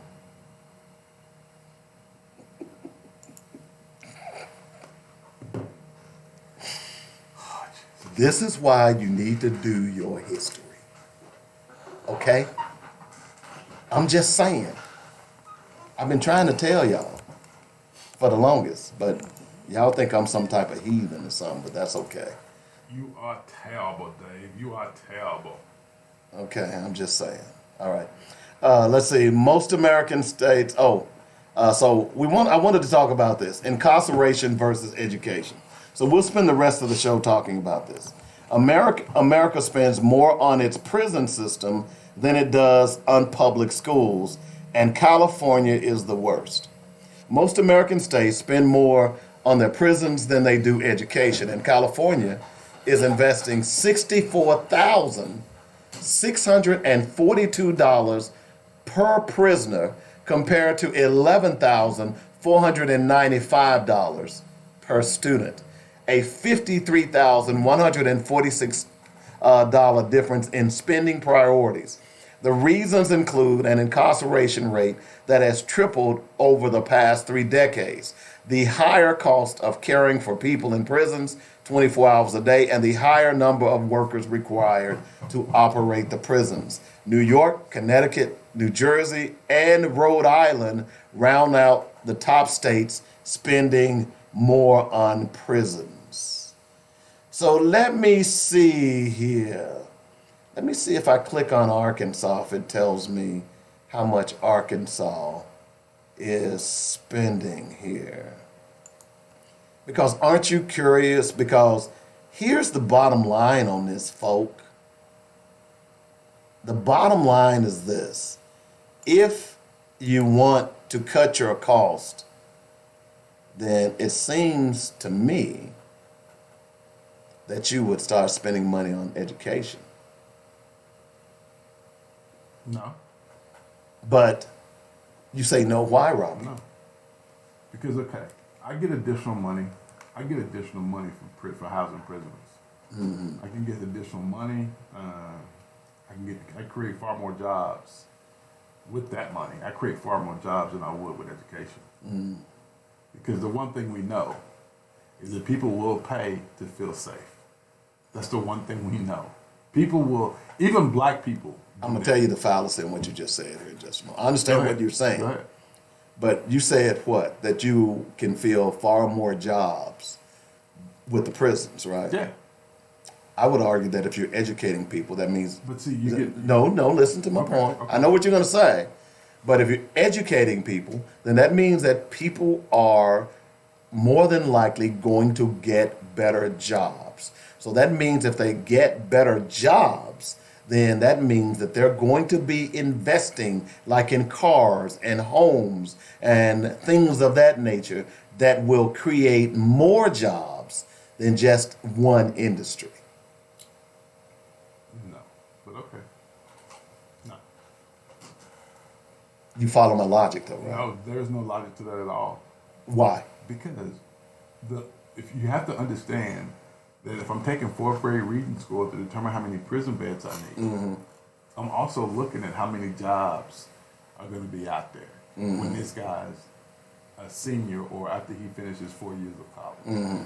I'm looking to see how the landscape looks. Mm-hmm. So I need these guys in the fourth grade who are not reading well.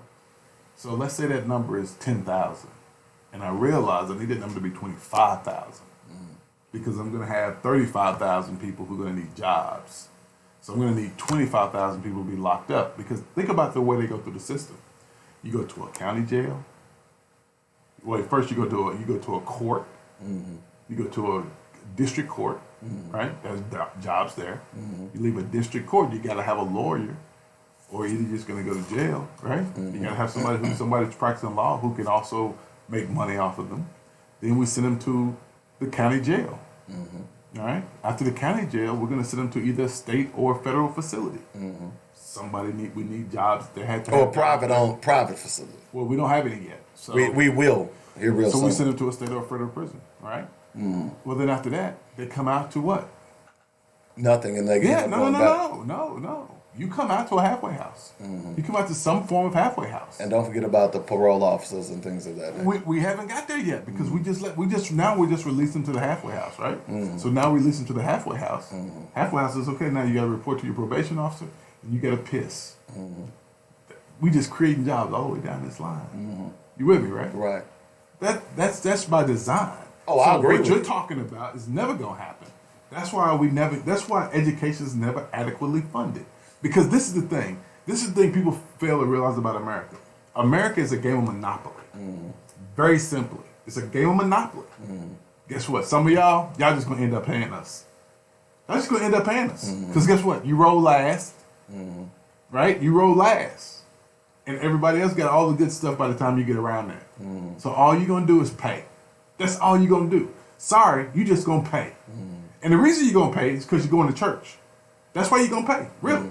Because if I'm rolling last, I got to do something really grimy to get what I need. And I'm not willing to do it because I'm going to church. And that's the truth. That's the God's honest truth. That's an interesting analogy. It really is. I like the way you put that. I certainly understand it. And I understand the job cycle. And you're right on point with that. But my argument is this. If you're not designating those fourth graders to go to prison as opposed to designating them to go to college, that 10 or 25,000, whatever number you gave out, then that's going to create more people buying homes. That's going to create more people on the tax rolls. No, will. That's what you think. That's will. what you like to think, right? Right. No, because I don't need them to. I don't need them for the tax. I understand what you're saying. You're talking about a different way. What you're describing is how white supremacy works. Think about But this. what I'm saying is the real logic. Do you is, really know how much a black body is worth? Do you understand the true worth of a black body? No. The true worth of a black male in Little Rock is $23,000. What is it? $23,084. That's the true wealth. That's the true worth of a black man in the city of Little Rock, in the state of Arkansas. You know why? That's the amount that they pay per inmate. Exactly. Okay. Now that's really cynical, Robert. No, this is the truth. I'm sorry. I'm sorry if it's cynical, Dave. I'm sorry if you're sensitive, but I apologize. I understand what you're saying. That's the true worth of it. That's the true worth of a black man. From the white supremacist structure. No, from even black folk. Because there's black folk. There's black folk. But wait a minute. Okay, You're missing what I'm saying. Okay, I'm listening. Because those black folks that you're about to call out are affected by the white supremacist structure. So. Oh, you trying to give him a pass? No. All right, What I'm saying is that black people don't understand that, so they too are affected by that white supremacist structure. I'm not going with that no more. No, Okay. You can't be black in America and not understand. Well, you no. You choose not to. It don't matter why, or I'm just simply saying is that's how the structure is designed. Okay, what I'm thinking about is the breakdown of that white supremacist structure and saying, hey, let's flip the script here. Instead of spending all that money on inmates, because I think I told the story on the show a while back where when I was in Nashville and I'd go down to the juvenile justice system and help counsel young boys who had been suspended from school, I'd have moms like, can you go talk to my son? Because that's when I was doing the rites of passage camps and so on and so forth. And I remember going down and I asked, and Tennessee has been in the private prison industry for some time now, and their juvenile justice system is ran by, at that time it was ran by Wackenhut. Now Wackenhut is a private prison company, but not only did they run the juvenile court system, they ran the prisons in a lot of the Tennessee counties as well. So when I go down there, the first thing I asked one young man, I said, I'd ask him two questions. Where's your father? The common answer was, I don't know my dad. I said, well, what type of rehab are they doing for you all down here? None. So I went to the officials and I said, well, what kind of rehab programs are y'all doing? Are y'all, if they come in there in school, are you trying to get them their GED? What are you doing? We're not doing anything. No, Okay. no. So here's a point that I would make all the time, especially when I talk to young people, because I would tell this story. You're nothing more than a commodity. Yeah. And what I would do in the rites of passage camps, I would get 2 or 3 young men and I would have them to come stand in front of the group. And I would name one of them a side of beef. I would name another one a side, a bushel of apples. I would name another a bale of corn, a bale of hay. Whatever that commodity that just came to my head at the time.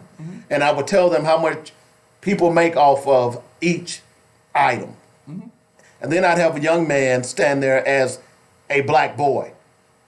And I would tell them that at that time, the $21,500 and something that the state of Tennessee was making off of him when he went to prison. Okay? Now, here's the moral of that story that's so shocking. At that time, Wackenhut was running the juvenile justice system as well as running the prison system. So what interest does Wackenhut have to do rehab to the juveniles? Because they're looking at it from this perspective, is that if I don't rehab the juveniles, then guess what? They're going to eventually come visit me in my big adult prison. And that's what was happening. So what I'm trying to get people to understand is this, is that you have to take control of this. You have to understand, you can't be simply saying that, well, he deserved to get what he got. You don't understand how people are making millions of dollars. Remember, billions of dollars, I should say. Remember when all y'all got upset with Michael Jordan because you found out that Michael Jordan had invested in the private prison industry? Y'all remember that back in the day? Well, you know what? If I'm an investor Here's the thing, what you got to look at it from a capitalistic point of view. If I'm an investor, which I am as well, I look for stock that's going to make me money, okay? And if the private prison industry is one of those stocks that is always at the top of the New York Stock Exchange, if you doubt me, go out there and look at it, okay? Then if I'm an investor, unless I have morals, I'm going to invest in the private prison industry as well. I give Jordan a pass on that one, and the reason I give him a pass is because the type of money Jordan has, he's probably got $100 million parked somewhere. Problem that he doesn't know anything about, and that's some other guy managing $100 million. Right. But that ain't my point. My point is simply this: is that if we don't want this to continue, then number one, you got to get your butt to the polls and vote for people who understand this problem. Okay, and number two, you got to start holding them accountable. And number three, you got to do everything you can, no matter what it is, to try to make sure that your children understand that they are a commodity. And the only thing that this government wants to do to black males, not just their children. I'm sorry, Dave. Don't do that. Don't mislead people. It's not just their children. Okay, who else is? Yeah, let's them too. Well, I agree. No, I agree. But my point is that we have to impress upon our people that the only thing you're worth is putting you in prison. Okay? And if you as a people are not willing to try, look, we had Dr. Kunjufu on. Remember that book, The Conspiracy to Destroy Black Boys, was published in 1984. And remember the question, were you here that day when we had Dr. Kunjufu on? The question that I asked him, I said, Dr. Kunjufu, I said, are you a little miffed at the fact that had black people listened to you in 1984, that our black males would not be in the condition that we're in today? What did he say? To some extent he was. Because he was talking about the prison to pipeline, high school to prison in 1984 in that book. He was telling people that this is what's happening. He was telling people that in the 4th grade, they lose black males. He was telling you in that book how white teachers come from the suburb who has never interacted with a black male except on television and comes with all of her stereotypes, sent to the inner city to teach black males, and she's not ready to deal with them. He talks about how then playing a dozen was a rites of passage. It wasn't an act of aggression. And here's the irony about that. At the time I was married and my wife, I had a stepson. He was in the 4th grade. I used to tutor this young man at the time I was in school for biomedical engineering. I would tutor him out of my math books.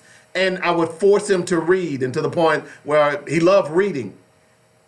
In the 4th grade, he ended up going to a school that was predominantly white. He was the only black male. Okay. And he got in trouble. And you know what he got in trouble for? What? Answering all of the questions. But that's not uncommon. Okay. Now, here's the irony behind that, because at the time, here I was doing all this research and reading. My now ex-wife did not understand what I was doing. So I just simply told her, here, read this book. And I gave her that book. And fortunately for her, she read the book, and she read it that summer, and it was the fall that our son started getting into trouble in this predominantly white school. Yeah. And their only argument was that he answered too many questions and didn't give the other kids in the room time enough to answer questions. In other words, he was a young black male that was clearly smart, intelligent, had been raised right, and here was a white teacher, didn't like the fact that this young black male was smarter than all the other white kids in that class. And because she read that book and we discussed it, she understood exactly, because I told her, don't go up there and start, punishing him. I'm not going to call his name.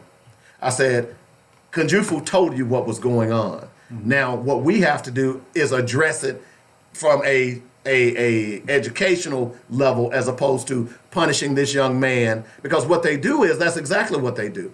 They beat him down psychologically so that eventually he won't answer any questions at all. Right. Okay? So Yeah. I saw that work in my family at the time. So I say all that to say this, is that there have been, the problem is that black scholars have been talking about things that are affecting our community for decades. I've talked about them, Dr. Francis Cress Welsing, Kunjufu, the list goes on and on. But we as black people are not paying attention to what our own scholars are saying, because look, at the end of the day, a black scholar, a black psychologist, or a psychiatrist can better understand my problems as a black male as opposed to a white psychologist and psychiatrist. No offense, but because that study or that discipline deals with how you're raised, where you were raised, the impact, what happened in your childhood.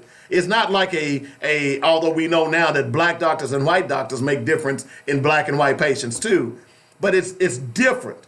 So when I had my break, I demanded a black psychologist, a black psychiatrist, because he understood, and I specifically demanded a black male psychiatrist, because he understood me as a black male growing up. And believe it or not, it helped me tremendously, because as I told him my stories, he could relate, say, yeah, this is what happened to me.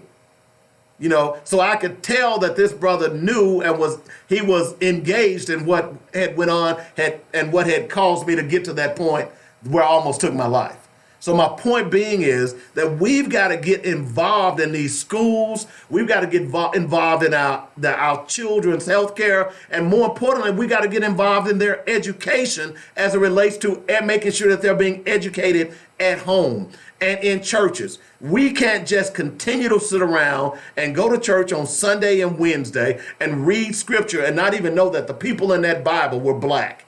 We should not be able to do that. We should, the piece that you're talking about doing, Black and Made in America. Is that what we said it was?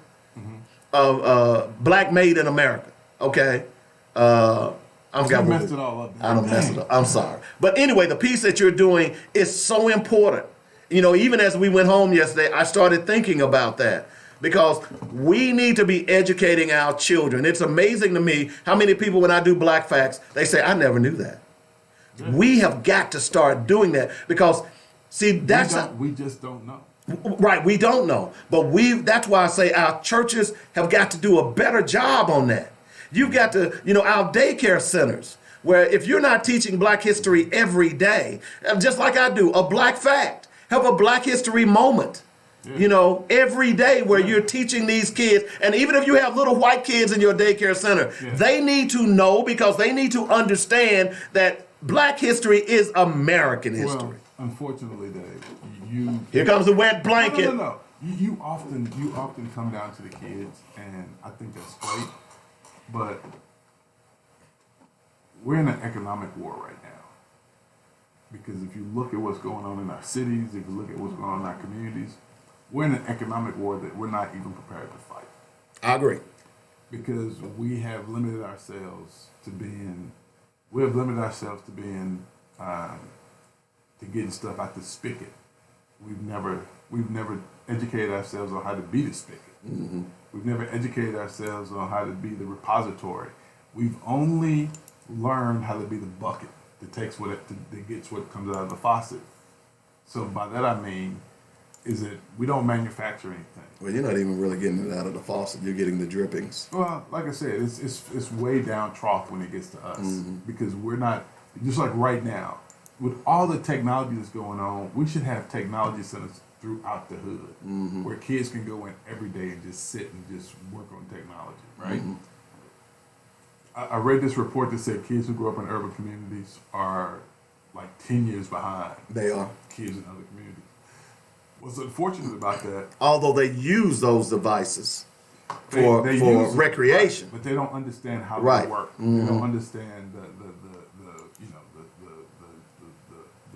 The coding, The coding, right? all The of those coding, the things. programming, the whole nine. That reminds me. I don't mean to interrupt you, but that reminds me. Google is offering a free coding class. I meant to say this last week. Okay. It's called Grasshopper. Okay? Okay. And all you have to do is log on to Google, set up an account, look up Grasshopper. It's free. It teaches you how to code. I've been planning to say this, and I'm glad when you said that made me, it reminded me. It's called Grasshopper. Okay? And it begins by teaching you how to draw a French flag just by writing code. So I'm saying this to you and parents out there.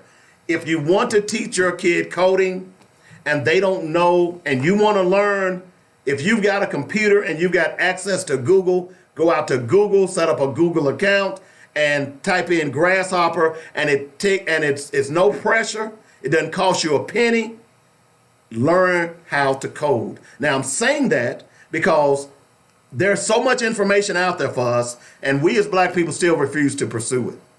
I don't think we refuse to pursue. We just don't know how. Okay, so I just told you how. Okay? Yeah, if that's they want to do coding. Right. But my point is. But you know, every black child should be doing coding. Yeah, I don't disagree. But this is a huge world, right? Mm-hmm. This huge game of Monopoly has several different moving pieces. Mm-hmm. And some of us are only looking at the spaces on the board. We aren't thinking beyond the board. We're just thinking about the board, right? Mm-hmm. And that's what puts us in hardship, because unfortunately right now we're playing Monopoly, and some of us think we've made it over to Park Place and Boardwalk, Right. and don't even realize we ain't even past Mediterranean Avenue. We ain't made it past that yet. We ain't That even was the close. purple. Y'all know the purple color. Yeah, really cheap ones, the $60 ones. Yeah. We ain't even made it past those yet. And what's crazy is that we keep talking about going to jail. Mm-hmm. How the hell you gonna go to jail when you never get around that far? You never get around that far. Come on, y'all, wake up. Play this game. Don't let this game play you. Peace. Well, I agree with you. And again, we have to start teaching our people how to play this game. We haven't. We simply haven't. And part of the reason that we're not teaching is because some of y'all don't want to know. Y'all were some of the same people we're talking about a post-racial society. As you look at this now, you begin to understand that what's happening in this country is a go back, a throwback, or whatever you want to call it. It's right before your eyes, and while you're sitting around singing hymns and singing "We Shall Overcome," they are putting together things in place to send you backwards, and you all don't get it. At some point, we as a black community are going to have to stand up. And you're right, Robert. This economic battle, because that's the key for us. When you spend $1.2 trillion, when you spend more money than the ninth largest nation in the world, the more money than the gross domestic product of Canada, and less than 10% of that money goes into your own community, then you're going to be treated like crap. And that's what's happening. That's what's happening. It's fascinating to me. I was reading a story this morning where this Hispanic dad shot and killed a black boy and his cousin because they were dating his daughter. And he had told his daughter, don't ever bring a nigga around this house. And he shows up to pick up the daughter, and he shoots and kills him along with his cousin. I am not surprised at all about that, my brother. So while you all are running around trying to hold hands and lock arms with everybody that doesn't look like you, maybe you need to start locking arms with people that look like you. I'm just saying. We got to get out of here. It's a frustrating world, but you know what? I'm going to fight until there's no more breath in my body. Because that's all I can do. We got to get out of here. Hope you enjoyed the show. We'll be back tomorrow. Black Focus Radio is how we do it. Monday through Friday, noon to 2 p.m. Oh, by the way, I want to remind people tonight, 7 to 8 p.m., we got a new show starting with Reggie Swinton. It's called Wide Open with Reggie Swinton. He'll be talking about AAU football and some of the other things that are going on in the sports world. All right? So that'll do it for the day, Robert. Yeah, go ahead. You go do yours. I'm looking for. I'm going to read the one that I read earlier because it makes no sense to me that y'all can quote me scriptures up and down, left and right, but you can't tell me where those people came from. You really want to understand the Bible? Then you got to know who those people are. And you got to understand how it's been used against you. Okay? Right. Okay. White supremacists use the Bible to justify their racism. But here's the thing. There are no white people in the Bible.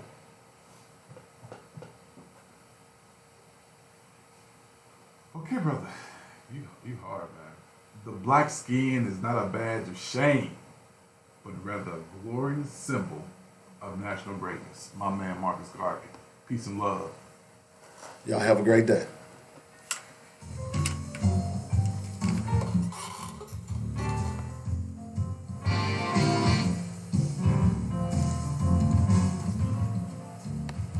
You've been listening to Black Focus, where we discuss our issues with our solutions and our voices. Join us every weekday afternoon at 1 p.m. on JoinetRadio.com.